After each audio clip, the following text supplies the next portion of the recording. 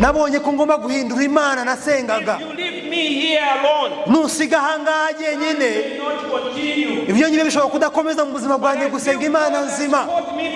Ariko ndumva Imana ibamagariye kugira ngo njyane nawe. Icyo bisaba cyose ndagikora. Abantu bamaramaje bakwita gukomeza gukora umuhamagaro w'Imana,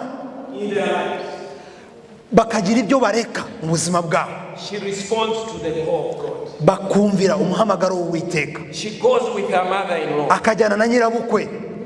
It's an amazing story. Ni inkuru mu by'ukuri itangaje. The mother-in-law was in pain. Nyirabukwe yari afite agahinda. Ruth understood. Kandi Rusi yarabyumvaga. It is in this time that she needs me. Kuko iki nicyo gihe muri aka gahinda afite ankeneye. God used her. Imana yakoresheje icyo. God used Ruth's life. Imana yakoresheje ubuzima bwa Rusi. Take care of them when they went to Bethlehem. Kugira ngo abiteho ubwo bari I Betelehemu I Yuda. Determined people. Abantu bamaramaje. Are prepared to face tough situations. Babiteguye gukora ibintu bidasanzwe bikomeye. When you read how they were provided for. Ubonye uburyo Imana yabitayeho. She used to pick leftovers. Yagendaga ajya guhumba ibyasigaye mu mirima. Ntabwo byari ibintu byoroshye guhumba. It's an amazing story. Ni inkuru itangaje. But the big lesson I get from this story, ariko inyigisho ikomeye nkura muri iyi nkuru, the determination that this young lady is teaching us. Kumaramaza k'uyu mukobwa, k'uyu mudamu, icyo bitwigisha. This afternoon, muri aya manywa, are you determined? Ese uramaramaje to leave gusiga your comfort zone? Bya bintu umenyereye bikorohera. Ese uramaramaje to never allow discouragement stop what God wants you to do? Kutemerera ibiguca intege kukubuza kugera ku Imana yaguhamagariye gukora. Ese uramaramaje kubona ibintu mu buryo bundi budasanzwe? Are you determined? Ese uramaramaje to say I'm determined ukava ngo namaramaje to see this church kubona iri torero do great things rikora ibintu bidasanzwe for the community, kubw'abantu batuye hano, kubw'uyu mujyi no kubw'igihugu cyose? Take it so personal. Ukabitwara nk'ibyawe bwite. Determination is a personal commitment. Gumaramaza ni icyemezo cy'umuntu ku giti cye. Be determined. Hitamo to see the harvest of souls. Maramaza kugira ngo ubone umusaruro w'imitima y'abantu. May I challenge you this afternoon? Ese nguhige aya manywa. We need people. Dukeneye abantu that will rise up. Bazahaguruka. Men and women. Abagore n'abagabo. Young men and young women. Abasore n'inkumi. Who have that good spirit. Bafite uwo mwuka wa Rusi. Stubborn in their faith. Bafite mu by'ukuri gukome. Never give up on kutagondwa mu mitima yabo, kutananirwa kugira ngo bakomeze. She stood strong. Yarakomeye. She believed that what she's saying she's committing to will happen. Kuko yari yizeye ndetse kiyemeza mu mutima ko icyo yiyemeje azakigeraho. It happened. Byarabaye. GMC as a church. GMC nk'itorero. May the Ruths rise in this church. Ndifuza ko ba Rusi bazahaguruka muri iri torero. Hallelujah. Amen. You know yourselves. Muri yizi. You know what you've been struggling with. Murazi ibintu murimo murwana nabyo. But I hope as you read further the word of God. Ariko ndizera ubwo murimo musoma ijambo ry'Imana no kurusha. You will determine. Ko mukomeza kumaramaza. Maybe to commit in prayer, to say I will pray for my church. Ukavuga ngo misemo kandi maramaje gusengera itorero ryanjye. Ugahita mukamaramaza. To do maybe evangelism. Ukavuga ngo ngiye kubwiriza ubutumwa bwiza. Ukamaramaza. To support financially. Gufasha umurimo w'Imana ukoresha amafaranga yawe. Ukamaramaza. To participate in ministries of the church. Kuba mu mirimo imwe y'itorero. What opportunities are around you? Ese ni biye bintu bihari ushobora gukora? Find a way. Reba uburyo of what you want to see. Kubw'ibyo nyine ushaka kubona Imana igukoresha kugira ngo biboneke. In Jesus name. Mu izina rya Yesu. Hallelujah. Hallelujah. Hallelujah. Hallelujah. Hallelujah. Hallelujah. Let's praise the Lord. Meke dushimire Imana yacu cyane. Hallelujah. Imana ihagurutse ingabo of determined people z'abantu bamaramaje full of potential, bafite ubutunzi individual capacity bafite umwihariko n'ibintu to do the work of God. kugira ngo bakore umurimo w'Imana. Pastor, I bless your church. Pastor amesheje umugisha itorero ryawe. In my spirit, Ndizera mu mutima wanjye on a cutting edge, ko turi ahantu ho ku ndunduro, cutting edge, turi a ahantu defining moment turi ahantu ho guhitamo, where it will take determined people aho abantu for bamaramaje the church to move in another season. bakwiye guhaguruka bakajya mu rundi rwego. Believe it so strongly. Ndabyizera cyane.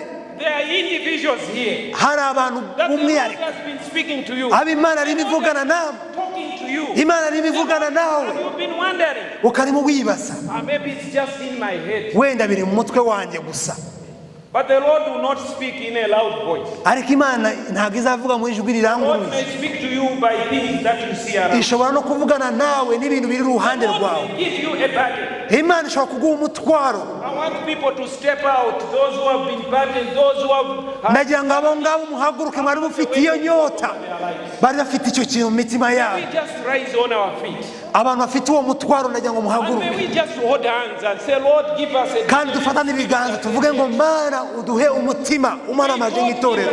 determined spirit. Imana iduhe umutima umaramaje nk'itorero. May God rise us up.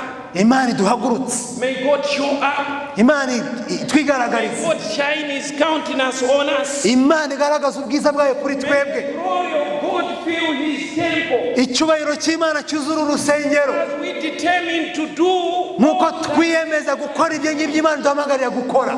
just come on and rise up. Nagira ngo nawe uhaguruke ufite umutwaro, Hold hands with someone and pray. ufate ikiganza cya mwene so utangire usenge, May your Holy Spirit touch us. uvuge ngo umwuka wera udukoreho. Your Holy Spirit ignite the passion. Umwuka wera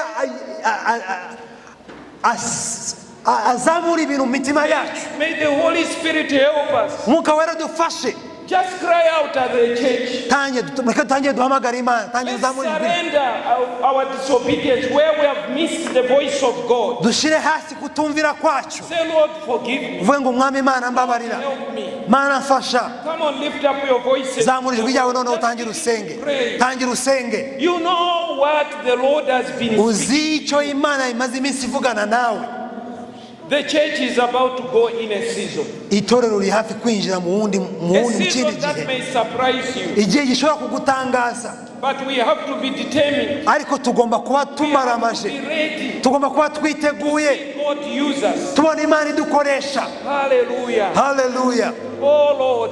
We Mwami open our Imana, hearts, Lord. dufunguye imitima yacu, Open our hearts, Lord. dufunguye imitima yacu Mana. Pour out a determined spirit. Mwami udushire umutima wo kumaramaza, We may have a focus, Lord. kugira ngo tubashe kugira intumbero. Harvest, Lord. The harvest, the laborers are few. Mwami abakozi ni bake, abasaruzi ni bake.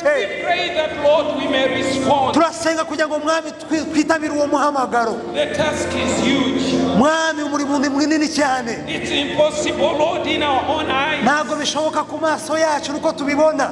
We may face challenges. Dushobora kubona ibiduhiga We may byinshi, face struggles. dushobora kubona ibibazo byinshi. There are better options, Lord, Hari ubundi buryo bwiza twibonera ku ruhande, to walk and please you, Lord. ariko twagira ngo tukumvire kandi dukorane nawe. Speak to us, Lord. Vugana natwe Mwami Imana. Thank you, Lord, Urakoze Mwami Imana, that at such a time like this, urakoze ko washizeho igihe nk'iki. may you raise an army. Mwami uhagurutse ingabo, May you raise an army. uhagurutse ingabo, May you raise an army. uhagurutse ingabo Mwami Imana, May you raise an army. uhagurutse ingabo Mwami, An army stronger, Lord. ingabo Mwami zikomeye Mwami, Stronger to carry your message. ziteguye gutwara ubutumwa, Stronger to face the difficulties. ziteguye guhura n'ibigoye n'ibibahiga, Stronger to rise above. biteguye kurengera ibyo byose bibahiga, Eagle's wings. kugenda Mwami ku mababa y'ibisiga. Lord, may you carry us. Mwami udutware utunyuzemo muri iki gihe, Take through, Lord. Mwami utware iri torero unyuze muri iki gihe. I lift your servants, Lord. Mwami zamuye abakozi bawe, The senior pastors you've given. abapasiteri bakuru b'iri torero, I pray for them. n'abasengera, May you give them enough grace, ubaha ubuntu buhagije, strength, Lord. imbaraga Mwami, May they live to see babone the fulfillment of the vision vision, gusohozwa kw'iyerekwa revival ububyutse that will touch communities, uri revival gukora ku bantu batandukanye that will reach nations, bizagera mu bihugu revival byinshi ububyutse that will change lives. buzahindura ubuzima bw'abantu. Lord, I pray for strong families. Mwami ndasengera mwami imiryango ikomeye muri uru rusengero, Strong men in this church. abagabo bakomeye muri uru rusengero, Strong women in this church. abagore bakomeye muri uru I pray rusengero, for a stronger younger generation in mwami this church. urubyiruko rukomeye muri uru rusengero, Lord, may you raise up a mighty army. mwami uhagurutse ingabo nyinshi zikomeye In the mighty name of mu Jesus. izina rya Yesu. The blood of Jesus has power. Amaraso ya Yesu Kristo The afite power imbaraga, in the blood of Jesus. imbaraga mu maraso ya Yesu Kristo. Oh Lord, Mwami Yesu, we make this place an altar this moment. mwami turasenga muri kano kanya, Lord, here we are. mwami turi hano, We cannot do it ourselves. ntabwo dushobora kubikora ku bwacu, It's not by power, ntabwo ari kubw'imbaraga, not by might. ntabwo ari kubw'ubushobozi, It's by your Spirit, ni Lord. kubw'umwuka wawe wera mwami, Holy Spirit, mwuka wera speaking to hearts of individuals. vugana mu buzima bwa buri muntu wese ku giti cye. I'm remembered of your word, Lord, where you were talking to Abraham when you were to destroy Sodom and Gomorrah. nibutse ijambo ryawe mwami ubwo wavuganaga na Aburahamu urimo kuvuga kuri Sodoma n'Igomora ugiye kuharimbura, You said, I will destroy the city. waravuze ngo uzarimbura uyu murwa, Then you asked, Lord, what if there are 100 people? nawe arakubaza ngo ese mwami ntihaba hari abantu ijana, For the sake of the 100, nawe uravuga ngo kubw'abantu I ijana will not destroy. ntabwo nzarimbura umurwa, What if there are 40? naravuga ngo ese bari mirongo What if ine, there are 10? ese ari icumi, What if there are 5? ese ari batanu, What if there is 1? ese hari umwe, Says every life matters to me for the sake of whatever number you say. kuko ubuzima bwose ari ingenzi ku cyo Lord, I wambwiye. pray for this church. Mwami ndasengera iri torero, You know those urabazi abo who ngabo want to raise up. ushaka guhagurutsa, May you speak and convict by your Holy Spirit. uvugana nabo kandi ubaye kubyumva n'umwuka wawe wera, In the mighty name of mu Jesus. izina rya Yesu.